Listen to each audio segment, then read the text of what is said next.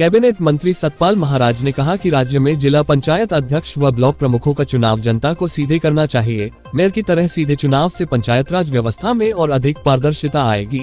Circuit house सभागार में media से बातचीत में कैबिनेट मंत्री महाराज ने बताया कि त्रिस्तरीय पंचायत व्यवस्था को मजबूत करने के लिए केंद्र से राज्य को 242 करोड़ रुपए का बजट मिला है। इसके लिए उन्होंने केंद्र सरकार का आभार व्यक्त करते हुए कहा कि इस बजट से पंचायतों से जुड़े सभी विभागों में संसाधन विकसित करने में मदद मिलेगी। महाराज ने कहा कि चारधाम यात्रा के दौरान कोविड गाइडलाइन का सख्ती से पालन किया जाएगा। साथ ही श्रद्धालुओं को हर संभव सहायता मुहैया कराने के प्रयास किए जाएंगे। बर्फबारी कम होने के बाद यात्रा मार्ग को यात्रियों के लिए जल्द खोला जाएगा। उन्होंने कहा कि पर्यटक स्थलों में यात्रियों को प्राथमिकता से सुविधाएं मुहैया कराई जा रही हैं। नैनीताल जिले के कैंची धाम में सरकार की ओर से आवश्यक सुविधाएं मुहैया कराने के प्रयास किए जा रहे हैं। इसके लिए अधिकारियों को दिशा निर्देश जारी किए गए हैं। कैबिनेट मंत्री सतपाल महाराज ने कहा कि अफसरों की सीआर लिखने के मामले में जल्द सफलता मिलेगी। मामले में उन्होंने मुख्यमंत्री पुष्कर सिंह धामी से बातचीत की है। मुख्यमंत्री ने सकारात्मक रुख अपनाया है। उन्होंने कहा कि मंत्रियों को अफसरों की सीआर लिखने का अधिकार मिलने के बाद प्रशासनिक व्यवस्था और अधिक चुस्त दुरुस्त की जा सकेगी। मंत्रियों के अधिकार बढ़ने से विभागीय कार्यों को पारदर्शिता से आगे बढ़ाया जा सकेगा। हल्द्वानी के वनभूलपुरा स्थित इंदिरा नगर में एक 12वीं की छात्रा ने अज्ञात कारणों के चलते फंदे से लटककर अपनी जान दे दी। सूचना पर पहुंची पुलिस ने शव को कब्जे में लेकर पोस्टमार्टम के लिए भेज दिया। मिली जानकारी के मुताबिक सैलून की दुकान चलाने वाले जाहिद की 16 वर्षीय बेटी इल्मा 12वीं की छात्रा थी। बताया जा रहा है कि उसकी मां किसी काम से पीपल थाना मुरादाबाद मायके गई थी। सोमवार को जाहिद दुकान और दोनों बेटे अपने काम से बाहर गए हुए थे। इस दौरान इल्मा घर पर अकेली थी। दोपहर करीब 2 बजे पड़ोस में रहने वाली एक युवती उससे मिलने गई, लेकिन दरवाजा अंदर से बंद मिला। काफी देर तक आवाज लगाने के बाद भी जब दरवाजा नहीं खुला, इस पर पड़ोसियों ने खिड़की से अंदर झांका तो इल्मा चुन्नी के सहारे फंदे से लटकी हुई थी। उन्होंने इसकी सूचना पुलिस को दी। मौके पर पहुंची पुलिस को खिड़की तोड़कर अंदर घुसना पड़ा। आनन फानन में इल्मा को अस्पताल ले जाया गया, जहां डॉक्टरों ने उसे मृत घोषित कर दिया। एसआई संजीत राठौर ने बताया कि शव पोस्टमार्टम को भेज दिया है। मामले की जाँच की जा रही है। जिला प्रशासन की ओर से नैनीताल के मल्लीताल स्थित मेट्रोपोल कंपाउंड इलाके में 128 अतिक्रमणकारियों को नोटिस जारी किए गए हैं। प्रशासनिक अधिकारियों के निर्देश पर पुलिस ने रविवार को 45 लोगों को नोटिस दिए हैं। साथ ही चेतावनी भी दी है कि जल्द अतिक्रमण नहीं हटाया तो जिला प्रशासन बलपूर्वक अतिक्रमण हटाएगा।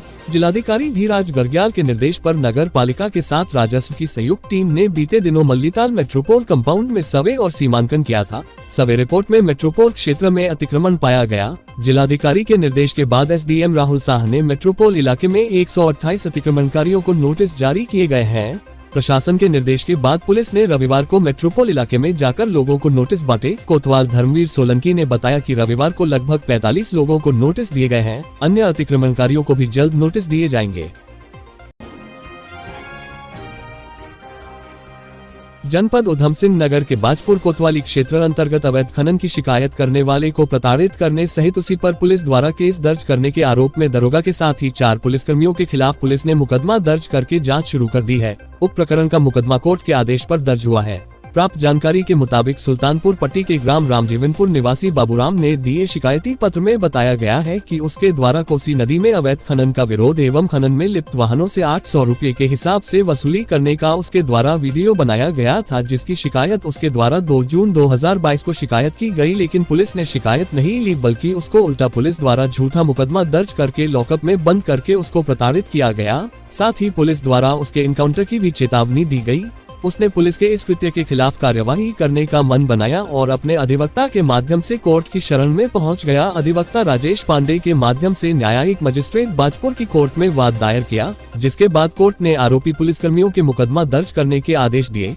कोर्ट के आदेश पर बाजपुर कोतवाली में पुलिस ने तत्कालीन सुल्तानपुर पट्टी में चौकी इंचार्ज व वर्तमान में एसएसपी कार्यालय में तैनात रीडर दरोगा प्रदीप कोहली, सिपाही नितिन कौशिक, सिपाही अमित देवरानी, सिपाही समीर के खिलाफ संबंधित धाराओं में मुकदमा दर्ज कर लिया है। पुलिस ने इस मामले में गंभीरता से जांच शुरू कर दी है। उधर आरोपी तत्कालीन चौकी इंचार्ज द्वारा बताया गया है शिकायतकर्ता खुद ही खनन माफिया है। उसके द्वारा खनन के कार्य क्षेत्र में अपना वर्चस्व बनाने के उद्देश्य से पुलिस के साथ दुर्व्यवहार किया गया था तथा उसके खिलाफ पूर्व में भी कई मुकदमे दर्ज है। अपर यमुना वन प्रभाग बड़कोट की मुंगरसिंती रेंज के मोल्डा बीट में 4 गुलदारों की सूचना एवं पालतू मवेशियों को शिकार बनाए जाने की खबर के बाद वन विभाग ने इलाके में रात्रि गश्ती दल तैनात कर दिया है। रात्रि गश्ती दल मुंगरसिंती रेंज में गुलदार की सक्रियता वाले गाँव मोल्डा, पौंटी, खांसी के आसपास रात को गश्त लगा रहे हैं और गुलदार के संभावित ठिकानों के आसपास फायर कर खदेड़ने की कोशिश कर रहे हैं। ग्रामीणों का कहना है कि जिस दिन से वन विभाग का गश्ती दल रात को क्षेत्र में गश्त कर फायर कर रहे हैं उस दिन से गुलदार दिखाई नहीं दे रहे हैं और न गुलदार द्वारा किसी मवेशी का शिकार किया गया है। कुछ दिन पहले ग्रामीणों द्वारा गांव के आसपास ही 4 गुलदार देखे गए थे जिनके द्वारा ग्रामीणों के कई पालतू मवेशी मार दिए गए थे तथा ये खबर अखबारों की सुर्खियां बनी थी, जिसके बाद अपर यमुना वन प्रभाग बड़कोट के प्रभागीय वनाधिकारी सुबोध काला के द्वारा संज्ञान लेते हुए वन कर्मियों का एक गश्ती दल मुंगरसिंती रेंज के वन क्षेत्राधिकारी शेखर राणा के नेतृत्व में नियुक्त किया गया, जो क्षेत्र में गश्त कर फायर कर रहे हैं। गश्ती दल में वन क्षेत्राधिकारी शेखर राणा, वन दरोगा जवाहरलाल, जयदेव सिंह रावत, ताराचंद व वन बीट अधिकारी मंगल सिंह, धनवीर सिंह एवं अमर सिंह, अमरदास आदि वनकर्मी शामिल हैं, जो गुलदार की सक्रियता वाले गांव के आसपास रात को गश्त कर रहे हैं। वनकर्मियों की रात्रि गश्त से ग्रामीणों ने राहत की सांस ली है। पशुओं में लंपी वायरस का प्रकोप बढ़ता ही जा रहा है। पशुपालन विभाग द्वारा साधनों, संसाधनों व स्टाफ की कमी के बावजूद गांव में पशु चिकित्सा शिविर लगाए जा रहे हैं। नेपाल के सीमावर्ती गांव में डॉक्टर सुवर्णा भोज ने शिविर लगाकर पशुपालकों को राहत दी। इधर महामारी की रोकथाम के लिए मंगलवार तक 40,000 वैक्सीन की डोज जिले में पहुंच जाएगी। महामारी के बढ़ते प्रकोप को देखते हुए इसे आपदा घोषित करने की मांग कर मृतक पशुओं के स्वामियों को मुआवजा देने की क्षेत्रीय विधायक ने सीएम से मांग की है।